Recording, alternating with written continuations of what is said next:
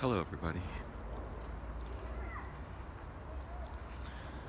I am back in the botanical garden,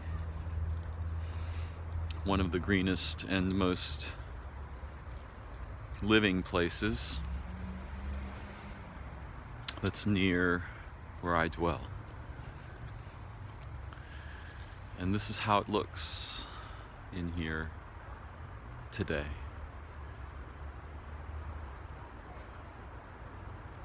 It's beautiful. Although it's a very busy day here in the gardens, partly because it's Sunday, the day we've named after the sun, and the day we associate with not having to work. Many people have Sunday off of work.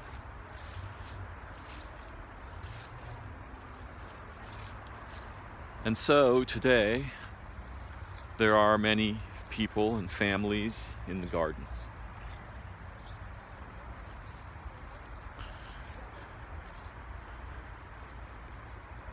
And I am sensitive about having a device in my hand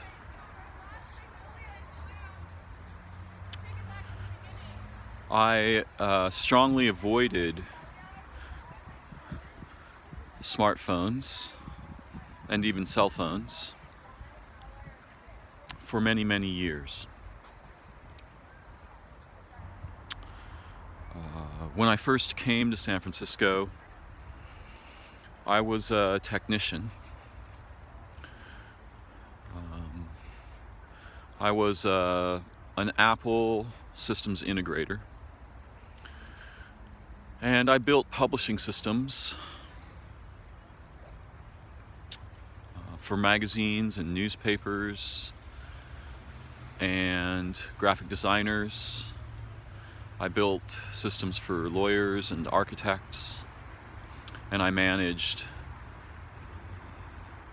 Macintosh-based networks. I first began to learn about computers in the 1980s, and one of my first projects on an Atari 800 gifted to me by my friend Martin Peters before he went off to college. Martin would later go on to become an employee at Google. One of my first projects was to build, that I set up for myself, was to build a tic-tac-toe game in BASIC that would win if it were possible to win.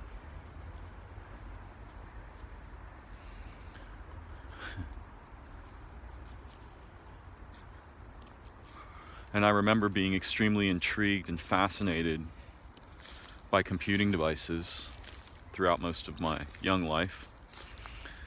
And I was very interested in the idea of artificial minds, having been a reader of science fiction most of my young life. Probably read at least 7,000 to 10,000 science fiction stories. Science fiction authors were my primary mentors, and they seemed to me a species apart, a different kind of human being, capable of insights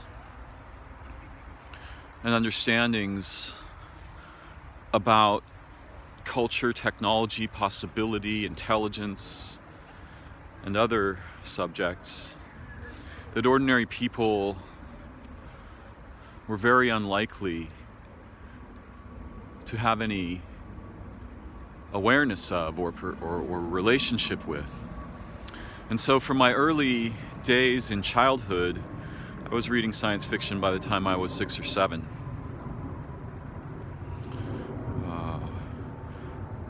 I looked up to the authors of what would later become called speculative fiction, SF. And here I am in SF, San Francisco, the place named after Saint Francis of Assisi.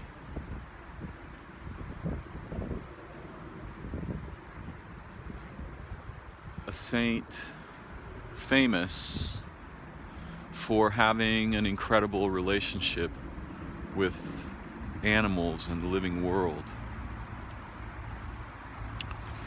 I'm here now at the small bamboo forest in the gardens, and there's a wonderful music to this bamboo forest, and just on the other side of it there's a terrible nightmare of noise that is pretty much constant, unrelenting.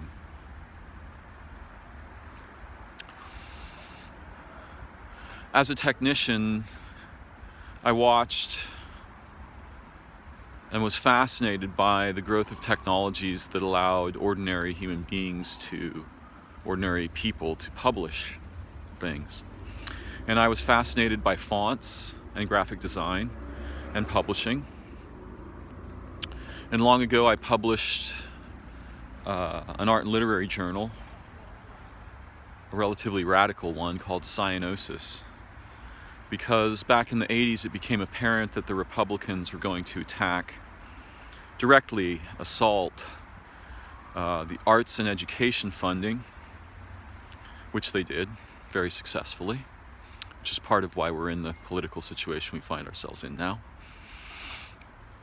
And I felt that arts and education in their truest sort of incarnation or forms were like oxygen in the social bloodstream, and that as the funding for those crucial infrastructure aspects of our culture and society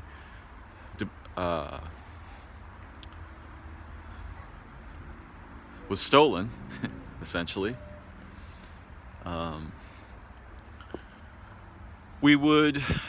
our culture and society would become cyanotic, which cyanosis is a term that means turning blue. It's the bluish tint. It's a medical term that refers to the bluish tint of the skin when we've been deprived of oxygen.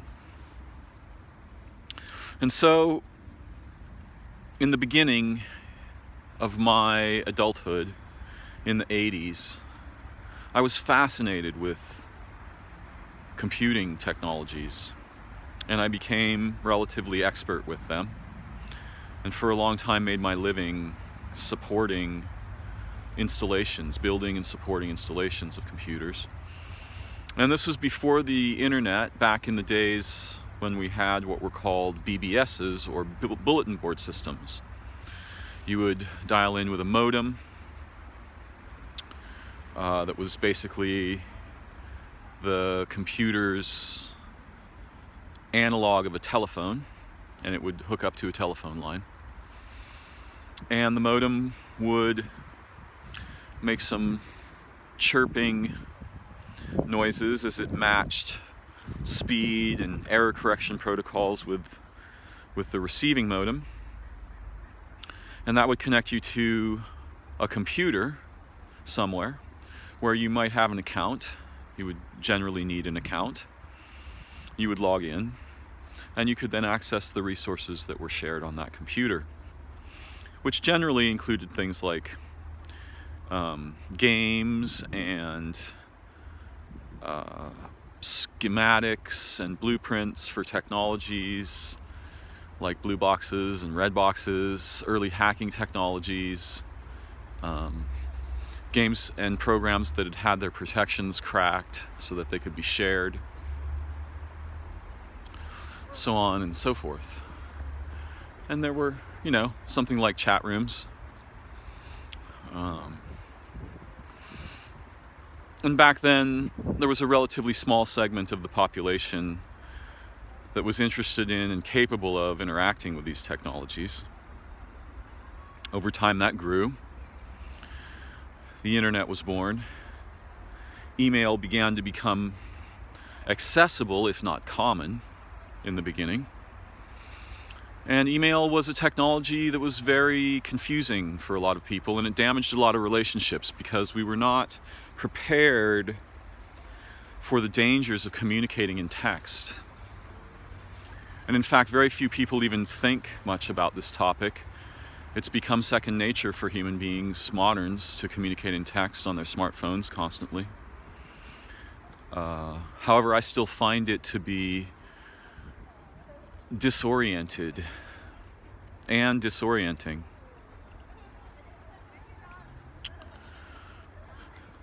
I watched as the internet was born,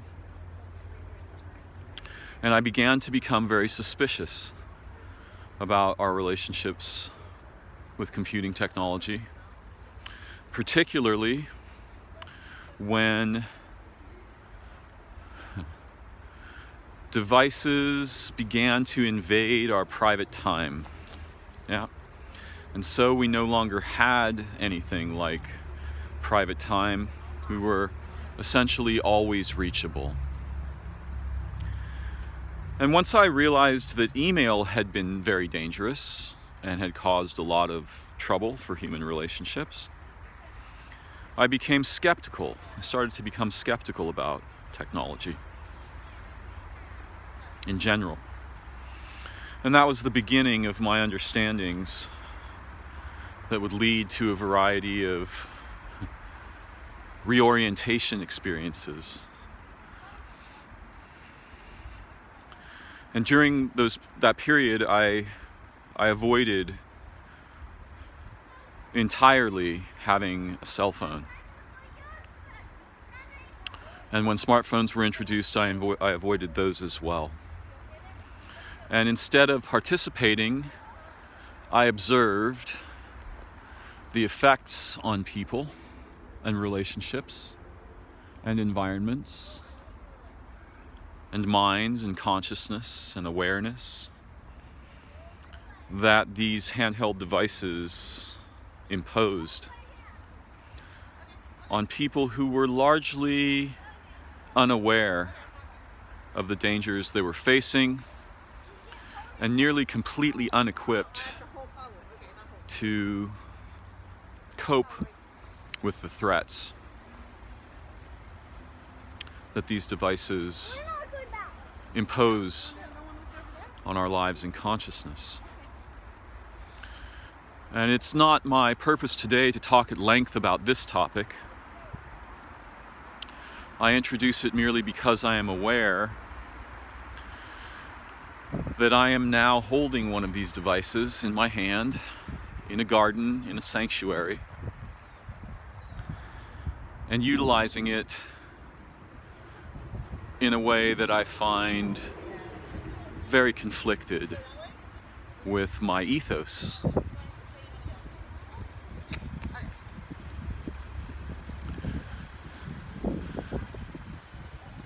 I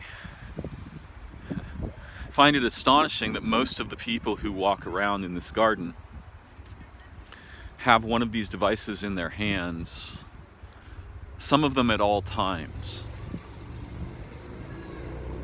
And rather than participating in the environment and really seeing it and being present in it, though there is a man over here meditating,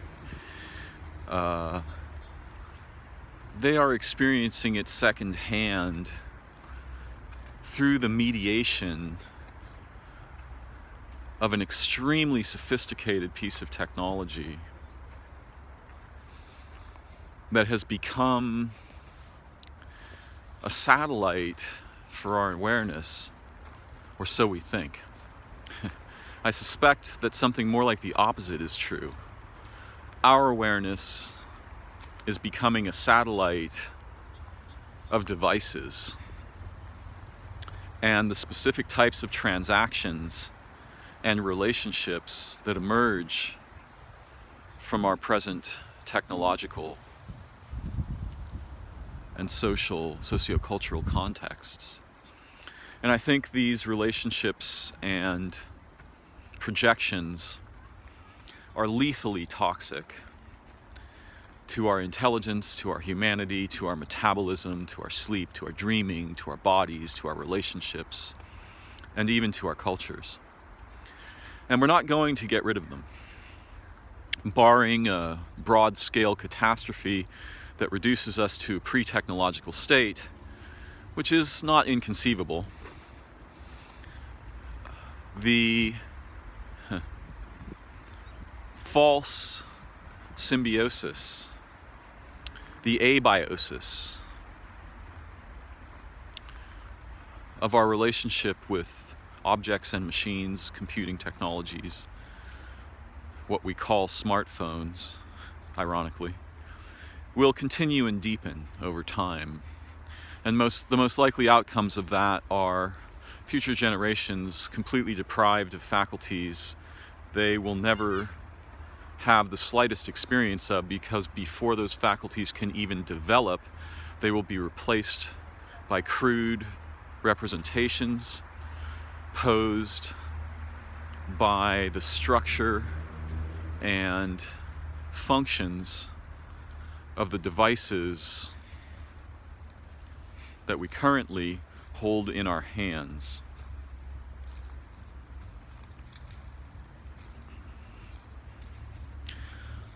I'd like to see something other than that take place.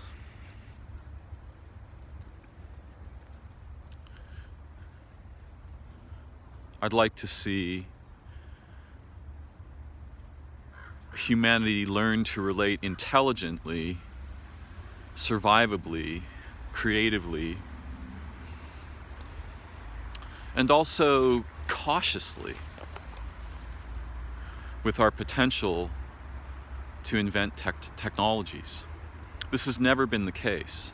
In fact, what's been going on, from my perspective, is that we've been dumping something like social, relational, intellectual, creative, developmental momentum, right? We've been dumping this momentum into war and machines, and our minds and societies have been devolving. They've been taking the hits of this lost developmental momentum. And I expect that that process will probably continue. Society will stratify. There will be an elite technological class, an elite wealth class above them, and pretty much everyone else under there is going to become slaves. Presuming we survive the incredibly profuse array of threats and challenges that our current relationships with war, machines, and computers represent.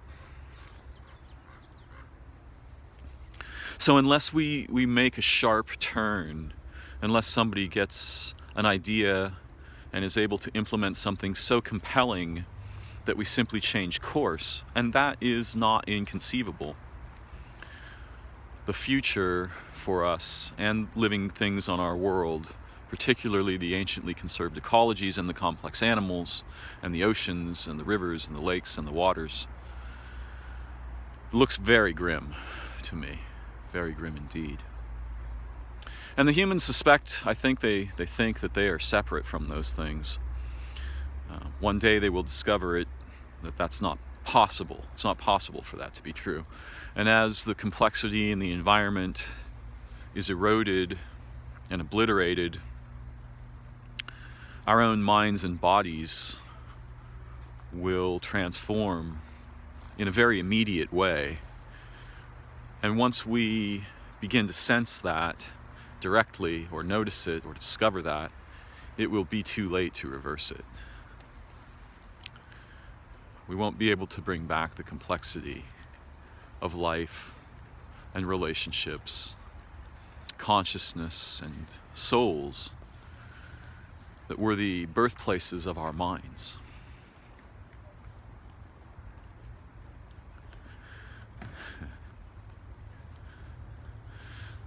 So you could see me as a technician who's become what can be referred to as a Luddite. And the Luddite movement began in Europe with people who were very upset at the introduction of factory machinery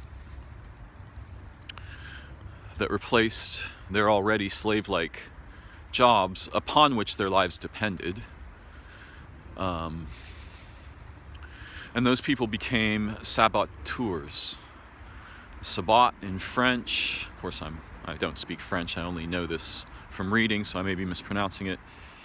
But sabot in French means shoe. And the saboteurs threw shoes into the mechanisms in the factories to damage or destroy the machinery that was replacing their already slave-like tasks. The term Luddite comes from an author who wrote at great length about the threat that machines posed and was generally opposed to industrialization, a reasonable thing to oppose. But in the modern situation, we face something far more confusing, conflicted, and complex. Every aspect of our lives and consciousness is consistently subjected. We are bathed in the signals of machines at a cellular level, moment to moment. We are subject to the communication signals that connect devices to each other. And while we may not consciously detect those signals, though it appears some human beings are capable of this, it's very clear that animals and insects can not only detect them, they can be damaged or destroyed by them, and so too can we.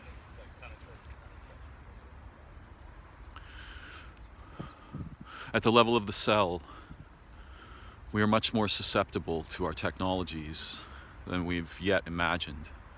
And the testing that we're capable of doing is of far too narrow a scope to guarantee or assert this, to realistically assert the safety of these technologies. That it should be obvious that which affects our cellular metabolism is certain to dramatically affect our health and cognition. And so I am very concerned for the future.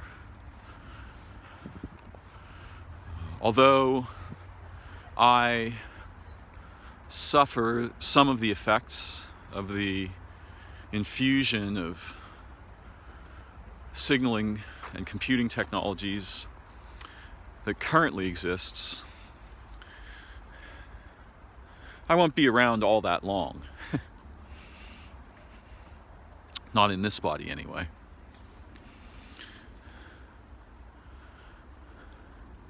So I am primarily concerned for those who will come after me. Though I also feel the impact in my current relational environment, which is highly technological.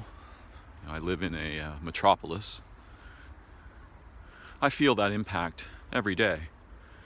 And it's strange to me to see people walking around with devices in their hands, appearing to follow their devices as even I do now.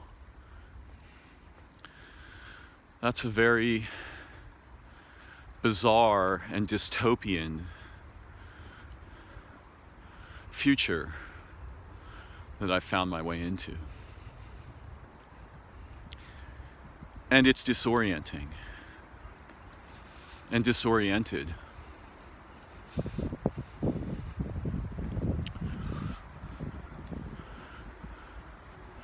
And I think fundamentally confused.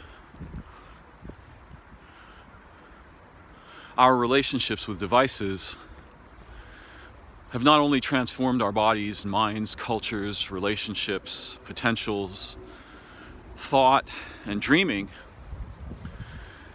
they've transformed our experience of priority, of authorization, of necessity, of importance. For most of my young life,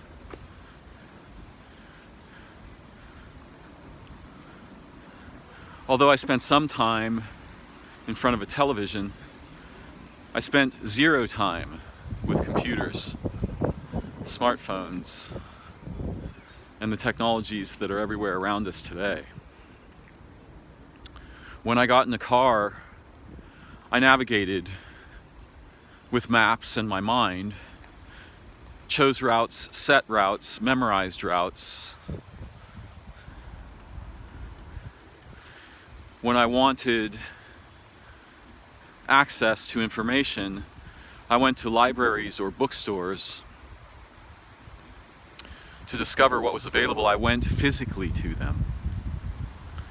And I related with physical objects made from trees called books. And to this day, I vastly prefer the experience of reading a book to reading anything electronically. I don't read books electronically. I need to hold them in my hand. My relationship with the object is crucially important for various aspects of my memory. I remember where within the book a certain chunk of text was. I remember where on the page it was, which side it was on, and having the book in my hand and relating with it as a physical object is crucially important to me. Not to mention the fact that I prefer to spend as little time looking at a screen as possible in this phase of my life. Although in order to make these videos, it is required that I do so. Thermoregulation is important.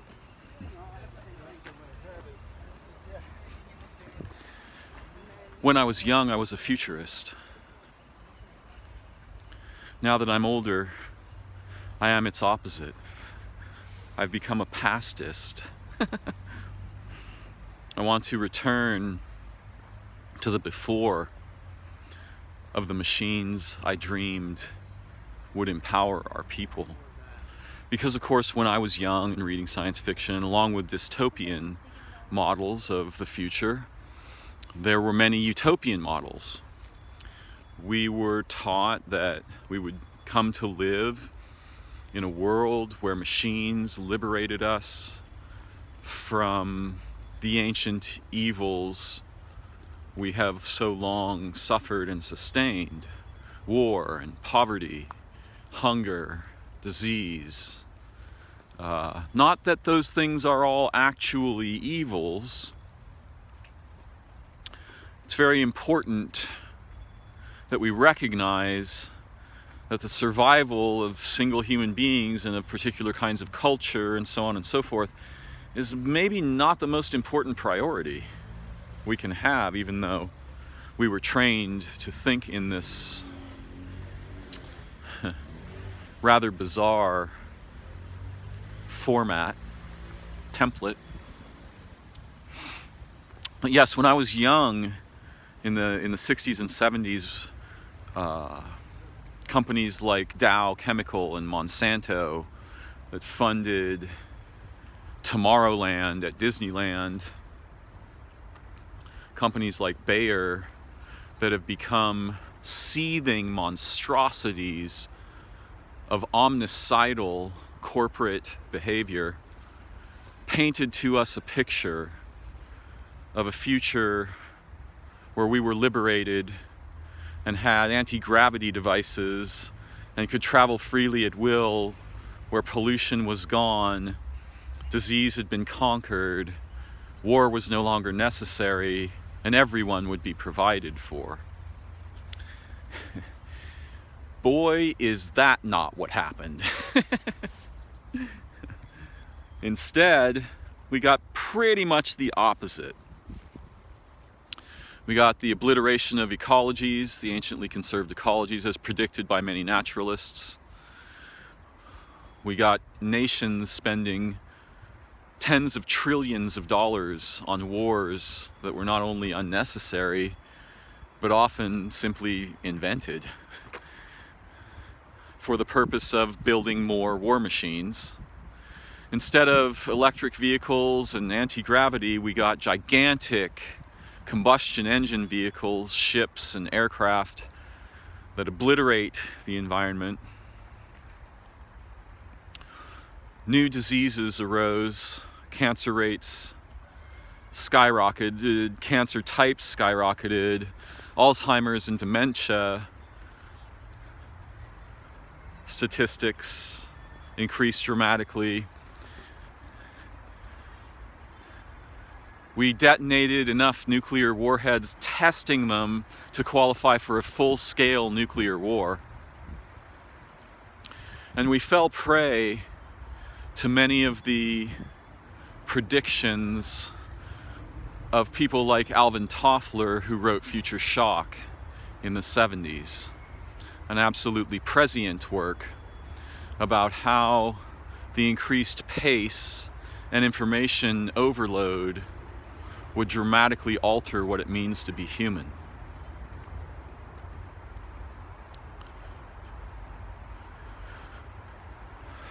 And there are many features of the now, which was the future of my childhood, that we are unaware of, that we have not yet discovered. Many threats and dangers and lethalities.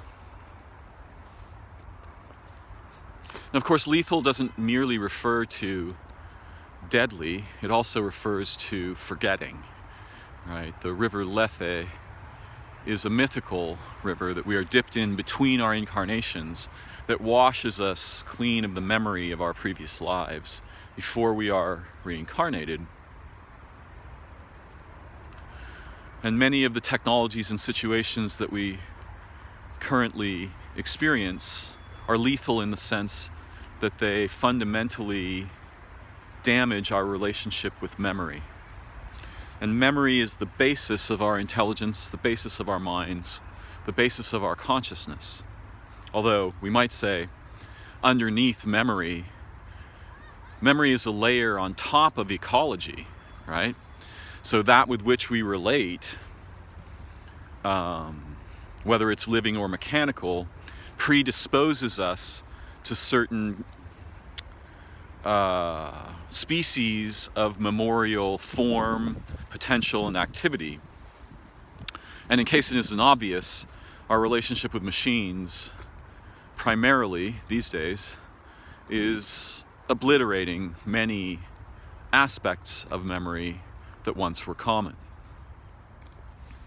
There are stories of indigenous people who knew specifically pharmacopoeias of thousands or tens of thousands of plants, thousands or tens of thousands of different insects, what their relationships were, the medicinal properties of these plants and insects, the behavioral forms of the plants and insects, their temporal relationships, moon to moon, the transformations that living places would undergo. And they knew these living places in a way so intimate as to qualify for a kind of marriage. And so when the elders would pass through a place, memories of all kinds of historical events and moments and relationships would rise to their minds. And in a sense, they existed as participants in a living library, though a library is still not the right analogy, not correct enough. They were the anatomical organs of living places, creatures, and relationships, so profound that our modern minds are incapable of entertaining them. We no longer have the capacity to entertain these kinds of intimacies, these forms of memory, these aspects of relation.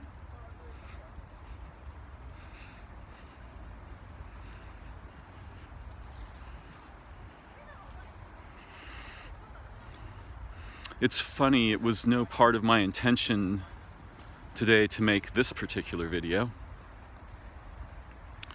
Rather, I intended to speak at length on, to expand on topics I introduced yesterday in a video on dreaming. But sometimes I'm sensitive. Actually, I'm always sensitive. But sometimes I'm sensitive to the peculiarities of the moment and situation I'm actually in, and plans are sidelined to respond to what's actually just going on with me in the moment. And that's what has happened today. So here I am holding this device, which I did not actually purchase. The device was given to me by an employer. And it's my first smartphone, and I acquired it in, if I remember correctly, 2018. Prior to that, I did have an iPad, small one, little one, that I used to experiment with so that I could understand what I was seeing in the behavior of people around me as they related with what they call apps on their handheld devices.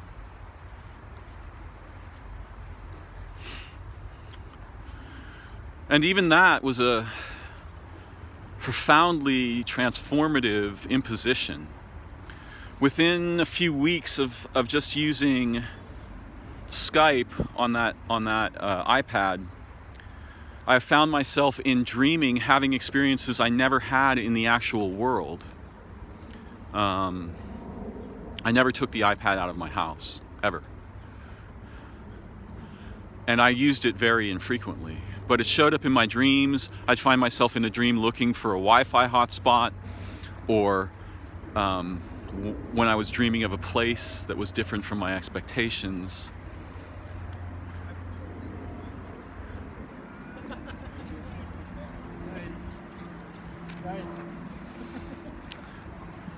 When I found myself in a dream in a place where it seemed the roads had changed, in my dream I used my iPad to attempt to access Google Maps. Again, a thing I never did in the actual world. I never sought an Wi-Fi hotspot because I had no Wi-Fi devices with me. I never used Google Maps because I carried no devices when I was out in the world.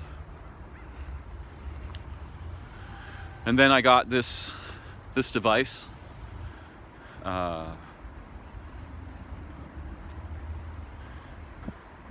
Previously, I made videos in my room with a camera connected to my computer. Now I make videos walking in a garden. Both situations have advantages and disadvantages, but I am aware here in the garden of how disruptive I would find it if someone else were doing what I am doing. I see this as a sanctuary. To be following a device in my hand through this garden is so incredibly ironic.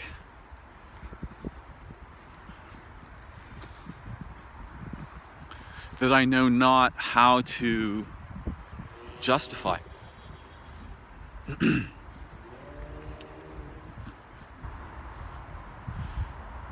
I don't have to control the behavior of other people. Other people use the technologies as they see fit. And many of them are so busy taking photographs of things, or responding to text messages, or, you know, using apps on their phones, that they're largely not present, right? And by the way, just outside this garden is the world of boxes and machines, of cell phone antennas and Wi-Fi hotspots. In my room alone, there are probably between 50 and 70 active Wi-Fi signals. And that gigantic antenna, let's see if I can get this in the picture here.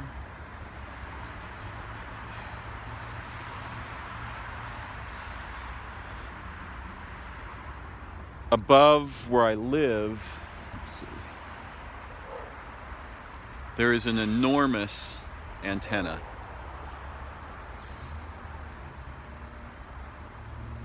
That dominates the entire landscape.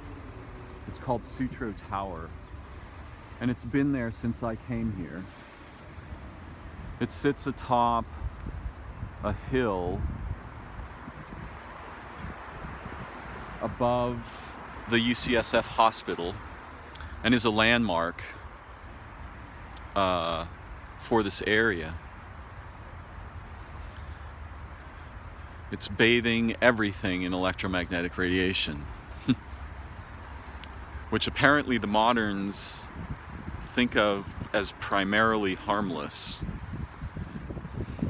I suspect that to be impossible. This is a Brugamensia, a datura, sometimes called the devil's trumpet.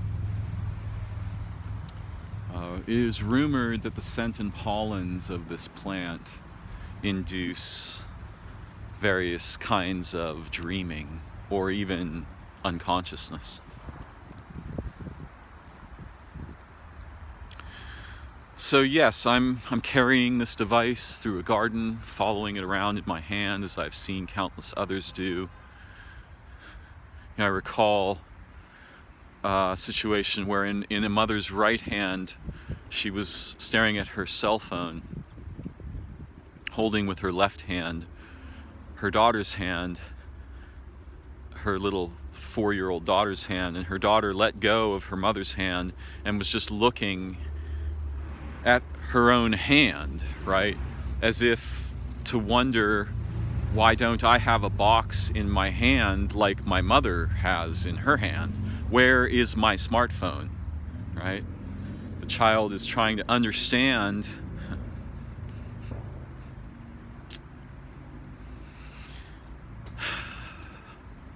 why her hand doesn't have the attachment that her mother is absolutely attentionally compelled by all throughout the day. Yeah?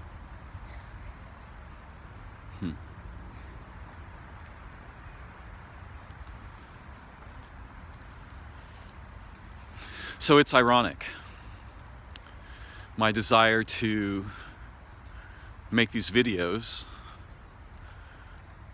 has encouraged me to suspend my ethos.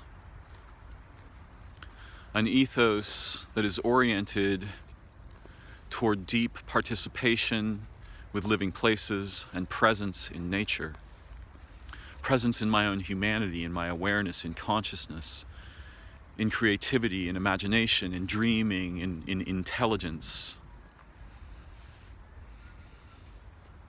I have suspended the protections I have so long cultivated for the sake of producing these videos. Now, they are not all that I do. I still have time in nature without the machine. But more and more, as I've gotten used to making videos and enjoyed and become excited by exploring ideas, hopefully together with others of similar interest and concern, I'm losing the protective shell I so carefully tended. And that's having relatively severe effects on my life, my heart, my mind, my dreaming, my health. For I am a very sensitive person, and the introduction of machines into places in my life long reserved for relationships and presence and awareness has very profound effects. And I suspect that it has very profound effects on everyone. The problem is that, like the analogy, which may or may not be true, of a frog in slowly heated water, as long as the initial disjunction is not too severe, we don't notice the loss of faculties. And the reason we don't notice the loss of faculties is that faculties is what we notice with. Yeah? So as those decline in sensitivity and are submerged in the constant demands and distractions and attention transformations that these relationships with modern technology impose on us, or that we choose to participate in because they are common and modern and understood to be necessary or required for our vocations, our jobs, for our relationships. They are expected in many domains, particularly in places like this where, in a metropolis where everything is relatively modern, electronicized, apped up. There's Lyft and Uber and 50 different ways to do banking and, thousands of ways to have things delivered to us.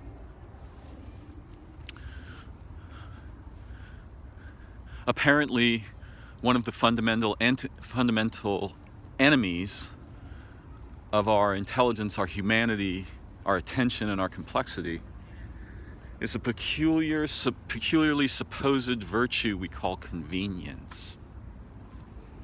And it is this convenience, this desire and drive for convenience, that is partially driving our cognitive and social devolution into functions.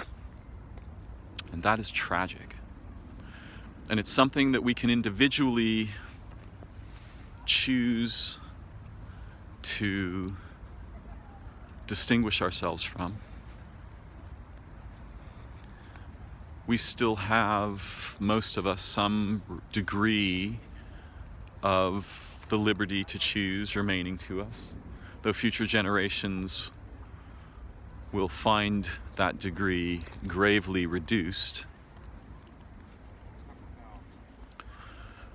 It's still conceivable for us to exist, quote, off the grid, unquote, though fewer and fewer of us will do so.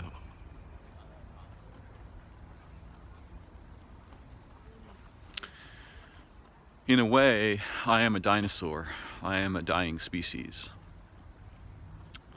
Particularly here in the United States. There may be places where people are not yet completely hypnotized by technology. And there are certainly individuals who choose to use it either very sparingly or nearly not at all. Particularly, I here speak of electronic technologies primarily. But I am aware that, at least for the moment, in this phase of history, Homo technologicus is on the horizon.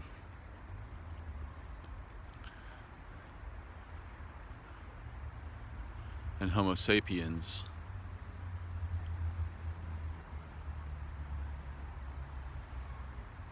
is being transformed. And I mean that both in the ordinary sense of the word and in the sort of schizogenic sense of the word. We're being transformed. We become entranced by devices and machines. And it's a very, very dangerous game that we're playing. Not really much of a game at all. More, in my mind, of a dance with death. With the loss of memory, the loss of intelligence, the loss of relationships, the trivialization of our interiority, our humanity, the faculties with which we might sense and avoid danger. All of these things are changing very, very rapidly. In fact, this rapidity of transformation is part of what Alvin Toffler was warning us about in Future Shock in the 70s. The book was way too far ahead of its time to be deeply understood by most individuals, though it was easily understood by political organizations, corporations, technological communities such as those that develop around the production of advanced weaponry, DARPA, IARPA.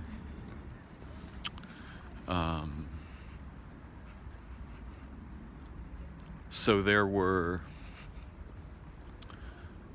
subcultures that would deeply influence supercultures that paid very close attention to both the dangers and the opportunities posed by the sudden technological transformations that computing devices would become. And that's still true today.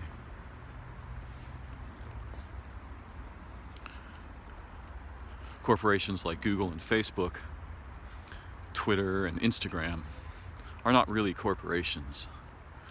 They are the next generation of what we would refer to more properly as societies.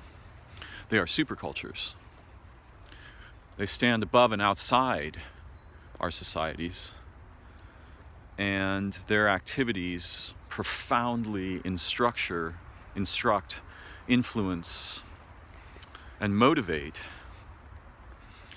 what we currently understand as our human identities, relationships,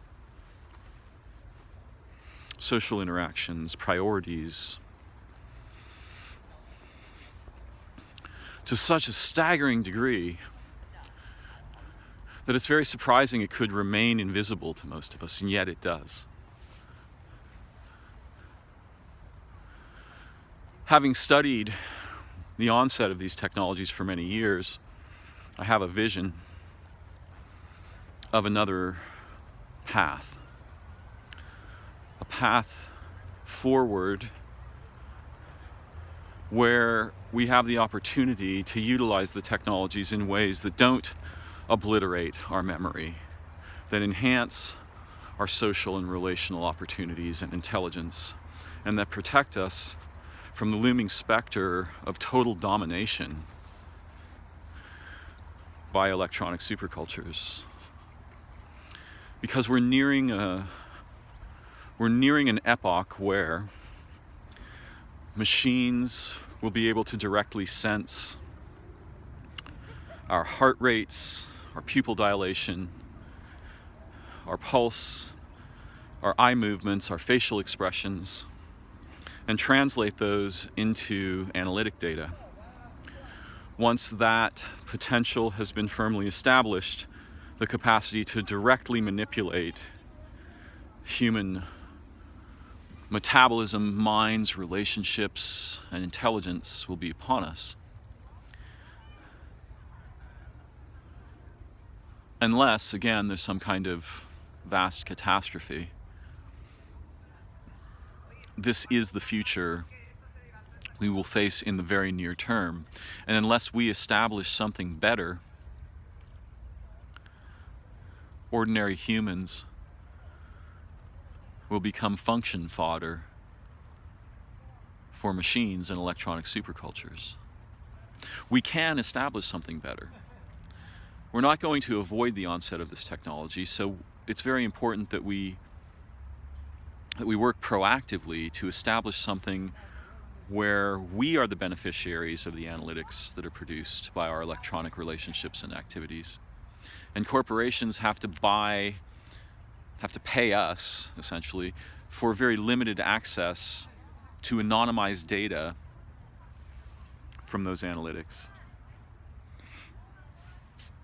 Right now, essentially, we are like enslaved people building pyramids of cash for corporations that already dominate our lives, but will eventually completely dominate our humanity. And I think it's very important that we take another path, or at least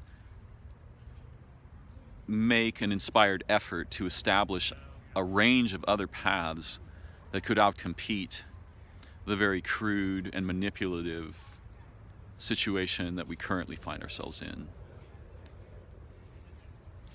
That situation is intolerable to me. It's a form of invisible subjugation that's more contagious than any of the diseases that we presently find ourselves concerned with. So it's my hope, and I have models of systems that we could build that would invert that structure, that would give us the intelligence and access to opportunities and vocations and ways of being human that would allow us to adventure together into a future we can build and intelligently, and would allow us to form something that actually resembles intelligent society. This seems to me to be one of the most crucial social and technological imperatives our species has ever faced. If we do not do this very soon, the seeds of the electronic supercultures we are currently participating in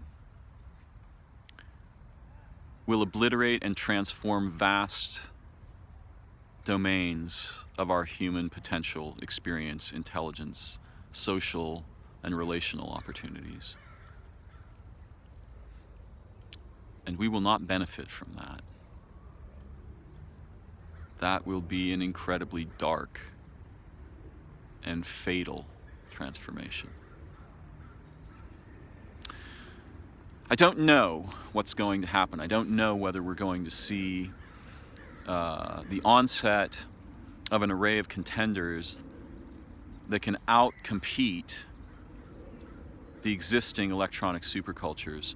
But I can imagine a model that could succeed at that, and I have such a model. I call it the intelligence amp. And it's comprised of 5 or 6 components, which I'll not here elaborate on. I've been sitting on this model for about 12 years, so it's relatively old. And I don't know if I'll get a chance to build something like this or to inspire its construction. But it's desperately needed. If Google and Facebook and Instagram and Twitter and their progeny continue to dominate our social and relational environments and to abstract analytic data from our electronic activity, we're headed for an apocalypse. A social apocalypse, an intellectual apocalypse, a memorial apocalypse. We must develop technologies that preserve the faculties inherent and fundamentally crucial to the nature of our humanity as animals, as organisms, as living things, as living beings. And we must also find ways to act very quickly to preserve the environment, the living places, the remaining animals, because what will happen generally is that as the age of scarcity, we're in the dawn of this age of scarcity, and what's going to happen there is just that the corporations and supercultures will as rapidly as possible convert the remaining resources to assets, and that will also be apocalyptic. So we're facing catastrophe on a wide range of fronts, and unless we can do something very creative and humane and intelligent, I'm afraid the future will make our dystopian science fiction look tame. We're right on the verge of that right now. And it's my desperate hope that we can choose another path, that we can catalyze new kinds of human cooperation, interaction, potential, priorities, that we can build an escape hatch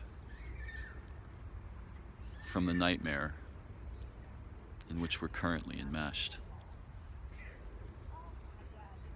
That is my dream. I have a model of it.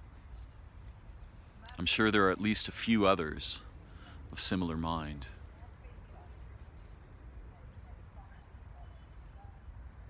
But it's a very, very delicate situation.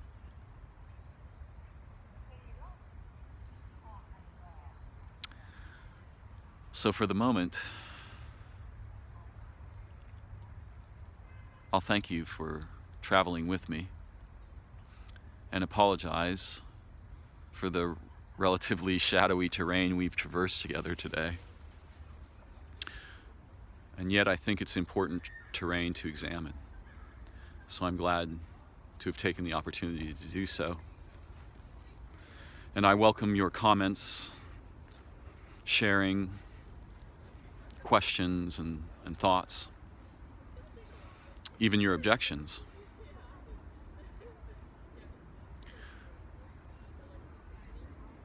Thank you for joining me. For now, I return to the living networks.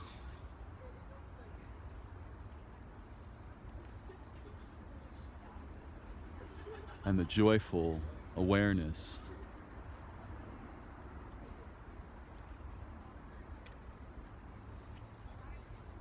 that for the moment, if not robust, at least they still exist and are accessible to our awareness, participation, and intelligence.